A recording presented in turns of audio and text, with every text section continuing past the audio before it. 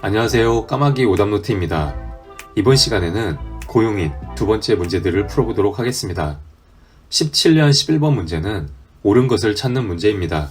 1번 소속 공인중개사에 대한 고용 신고는 전자문서에 의하여도 할 수 있다. 가능합니다. 2번 중개보조원에 대한 고용 신고를 받은 등록관청은 시도지사에게 그의 공인중개사 자격 확인을 요청해야 한다. 중개보조원은 공인중개사가 아닌 자입니다. 틀린 설명입니다. 3번 중개보조원은 고용신고일 전 1년 이내에 실무교육을 받아야 한다. 실무교육이 아니라 직무교육을 받아야 합니다.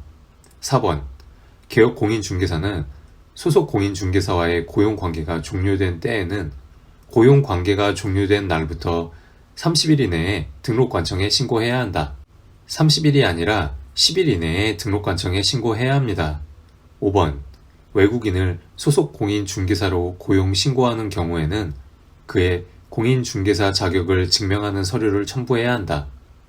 외국인을 소속 공인중개사로 고용 신고하려면 영사관이 확인한 서류, 해당 국가 인증기관 확인 서류가 필요합니다. 자격증명 서류는 첨부하지 않아도 됩니다. 17년 11번 문제의 정답은 1번입니다. 19년 10번 문제는 틀린 것을 찾는 문제입니다. 1번 중개보조원의 업무상 행위는 그를 고용한 개업공인중개사의 행위로 본다. 맞습니다. 2번 개업공인중개사는 중개보조원과의 고용관계가 종료된 때에는 고용관계가 종료된 날로부터 14일 이내에 등록관청에 신고해야 한다. 14일이 아니라 10일 이내입니다.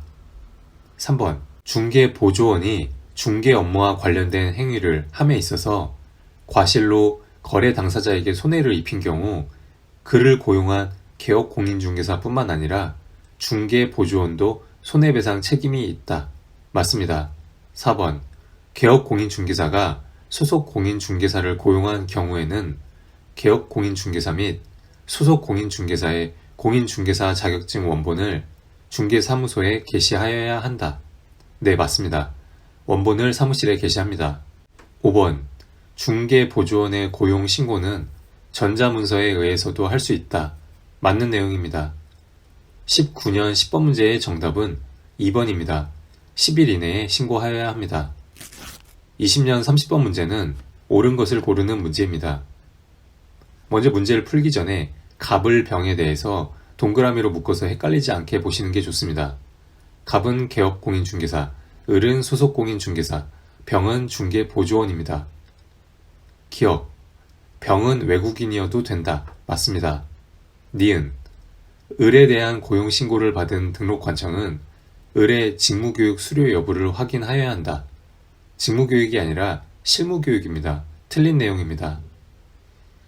디귿, 갑은 을의 업무 개시 후 10일 이내에 등록관청에 고용신고를 하여야 한다. 개시 후 10일 이내가 아니라 개시 전에 신고해야 합니다. 20년 30번 문제의 정답은 1번 기억입니다. 21년 7번 문제는 틀린 것을 찾는 문제입니다.